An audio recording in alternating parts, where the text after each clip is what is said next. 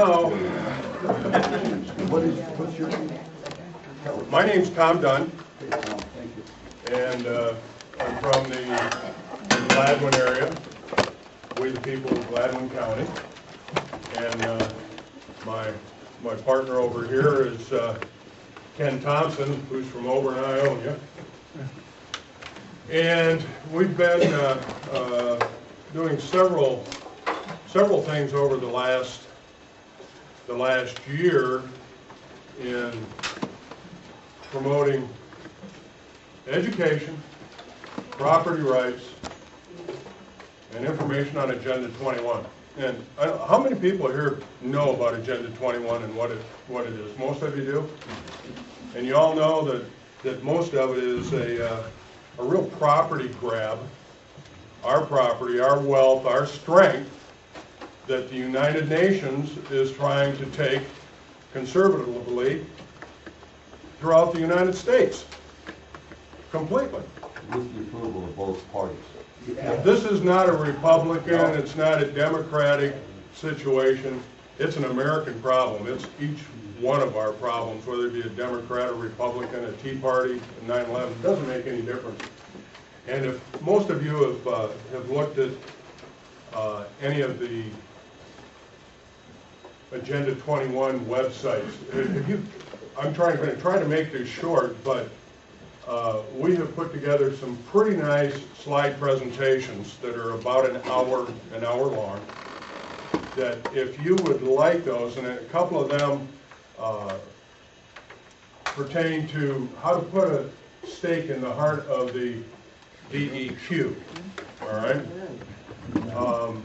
Because we're very involved with a lawsuit right now with the DEQ up in the Midland area, and I mean the DEQ strikes right at our property, our wealth, the taking of our wealth from us.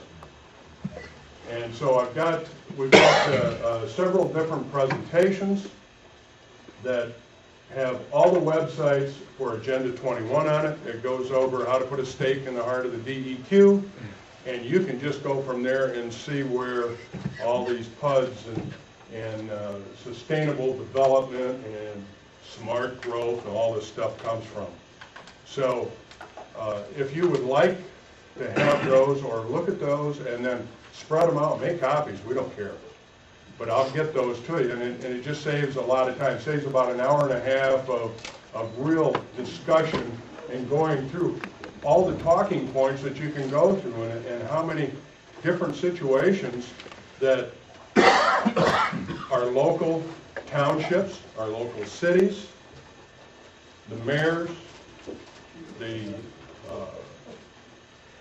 chairman of the boards for the county commissioners, how many of them? Can you write that site up there for us? Pardon? Can you write the site that's on?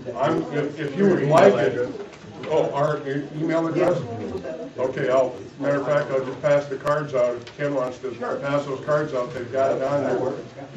Send us an email and we will send you the presentations. It's in PowerPoint. Yeah.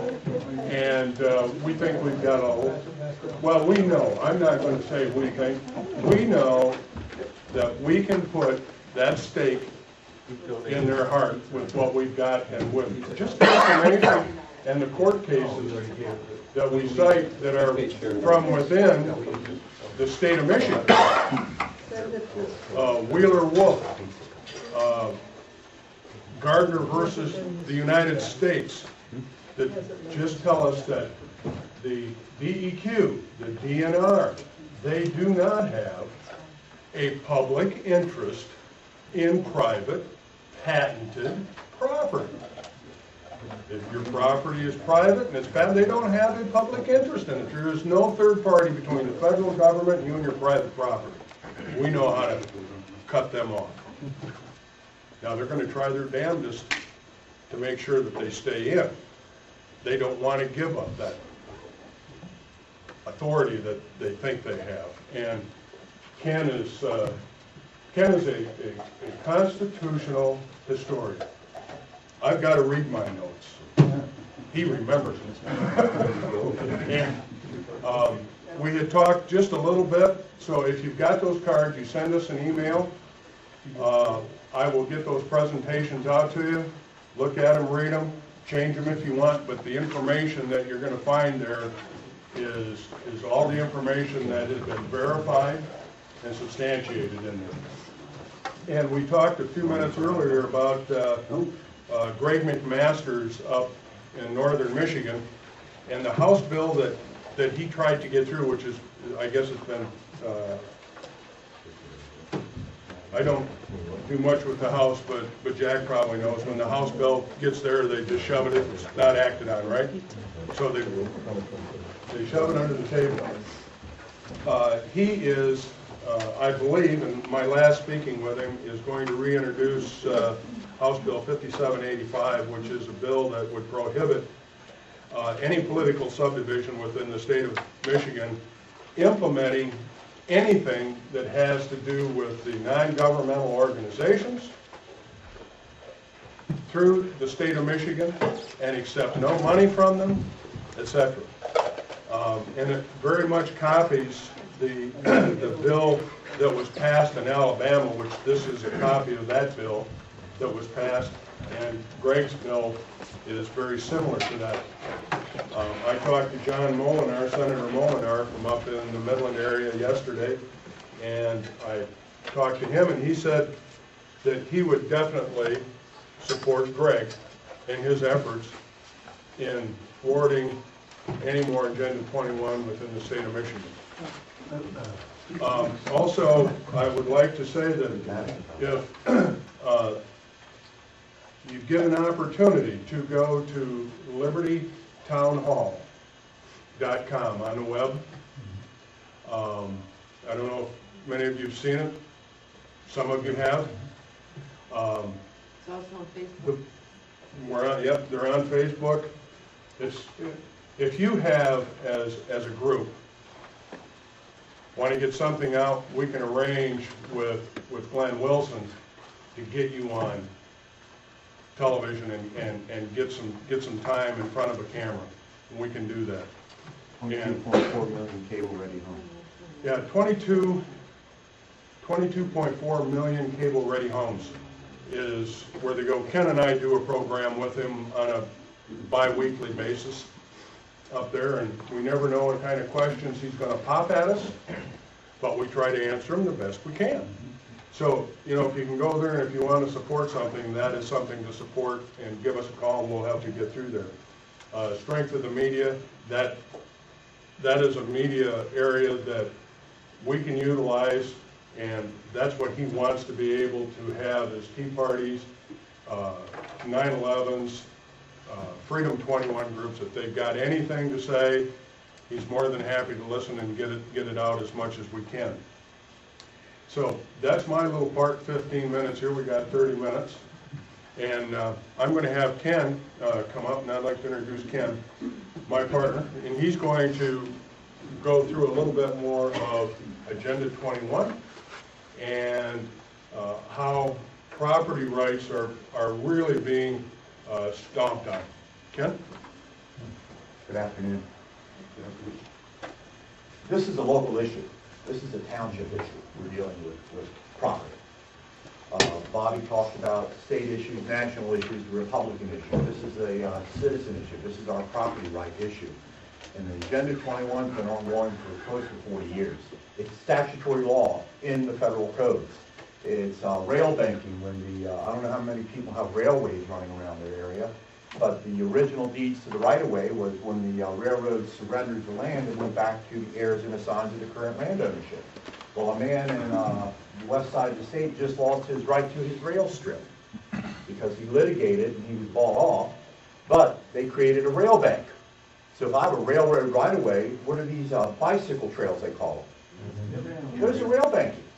So what they did is in Title 16 of the U.S. Code under the National Department, they authorized the Secretary to open up a land bank, a rail bank. So I'm a railroad, I don't want to give up my right-of-way, so I give it to the rail bank, and the rail bank turns around and gives it to the Agenda 21 crowd for Rails to Trails, where they all want to bicycle to work now. They built a tremendous trail on the west side of the state through the Fred Meyer Foundation, and they used county tax money to support it. I went to the county meeting where they coughed up $10,000. I said, why? Oh, well, it's good. I said, no, it's not good. You're subsidizing taking of our land. They don't understand it. And we're focusing in the townships. We are an insurgency in our county. We're a very entrenched old boy county, and we have an insurgency in one of 16 townships. We've made a name of it. We are changing the dynamic locally. Because you know the local boards are incumbents forever. Nobody pays attention to them. We do, and we've shaken them up quite handily. And the next thing is to go after the purse strings. And the purse strings are the property taxes. And once you understand you're standing on your property, you're going to be shocked on what they're doing to us. Because nobody reads the state constitution. We have legislatures, like Jack says, they're just like you and I, but if they're not informed, how can they make informed decisions? And the best example is House Resolution 8, which was a 154-page bill for this theater called what? The Physical Clip, that never existed.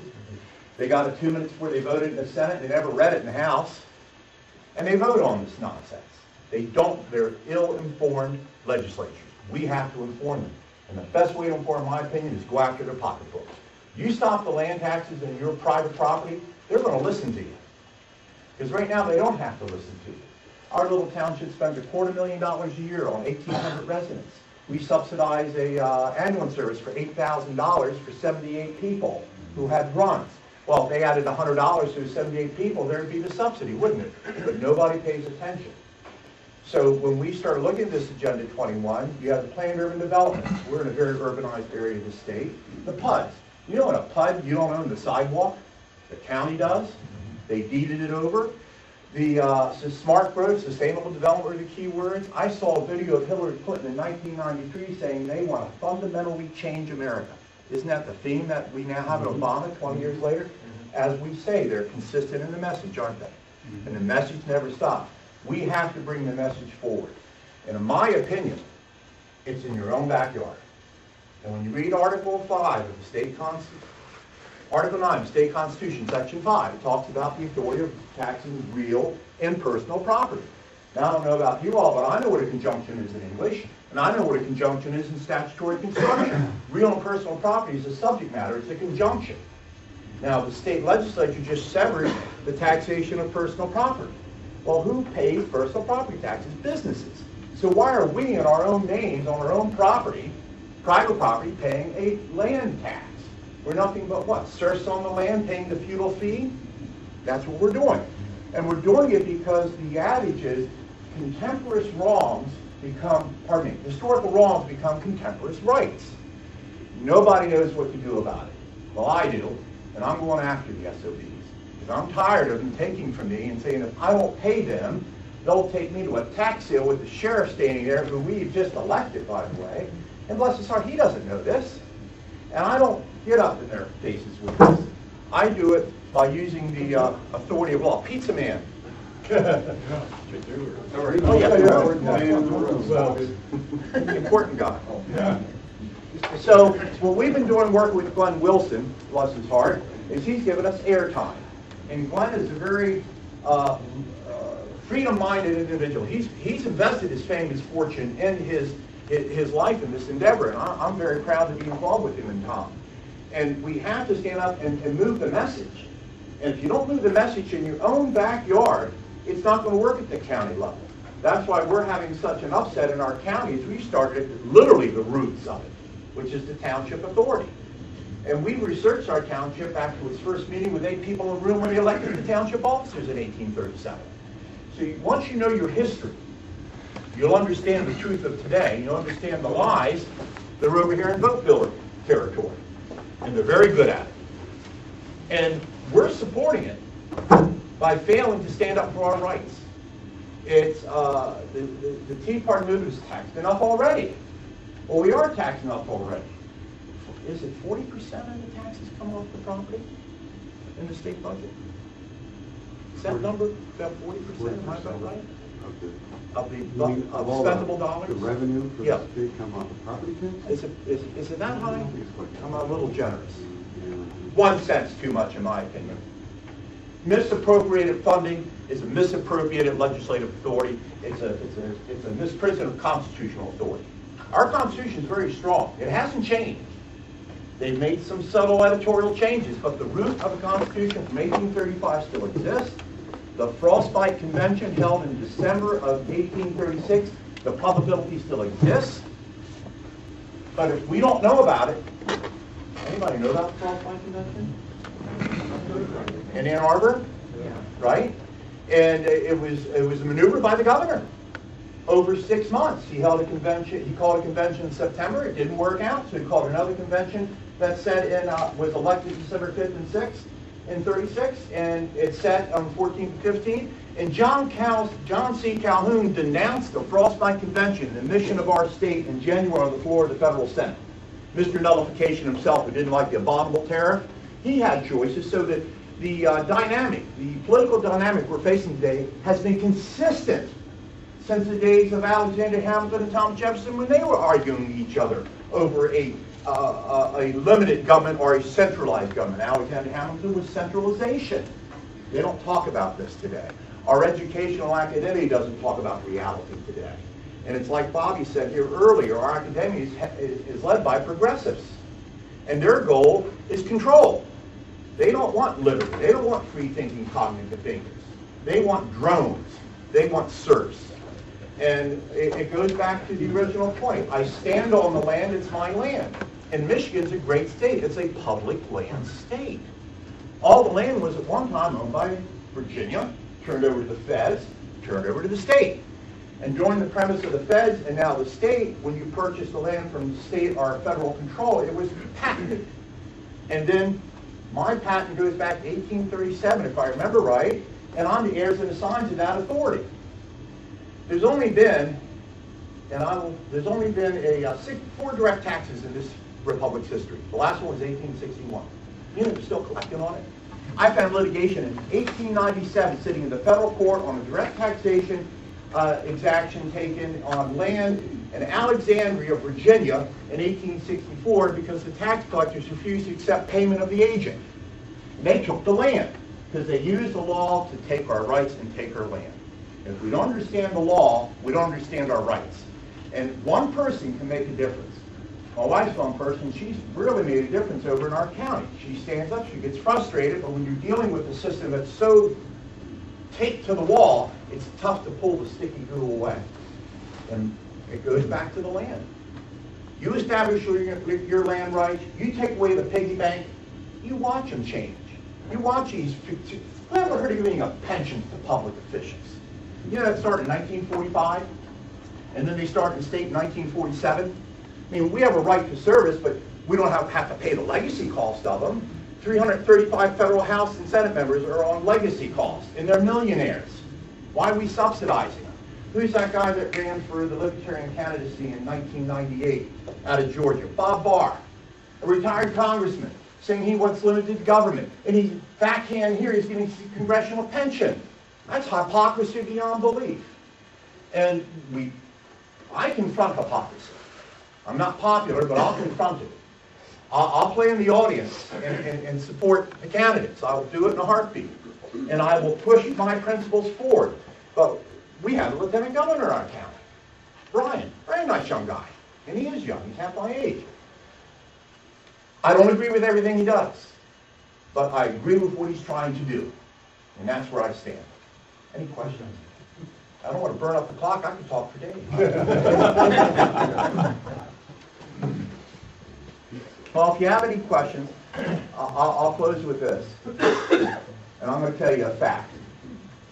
Your property is on the assessment rolls illegally because you never challenged it. You didn't know how to challenge it. And there's a process to challenge it. You start with your township supervisor.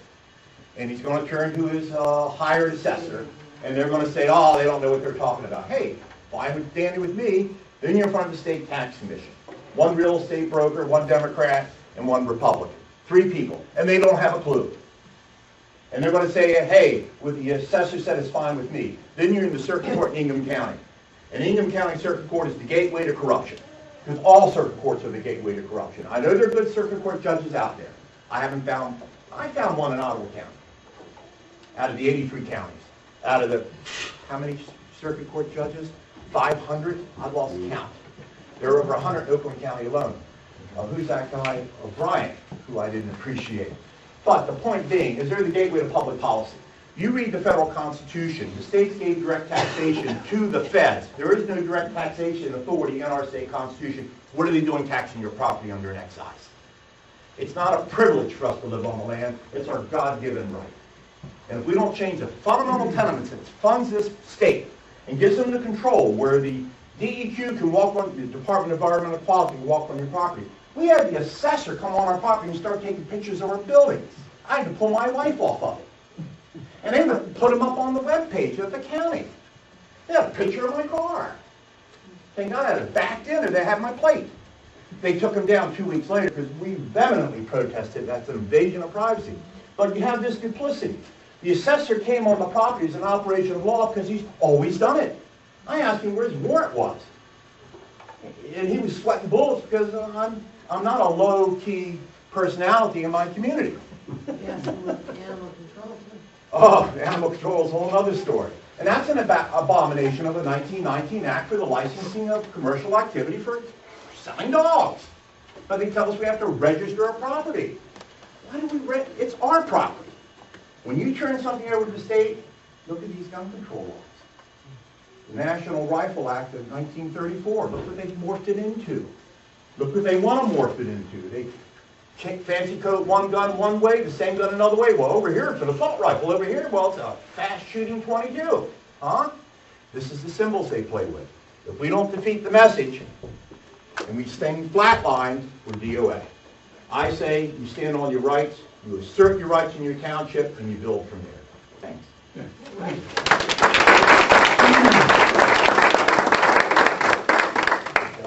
Okay, we got some pizza here.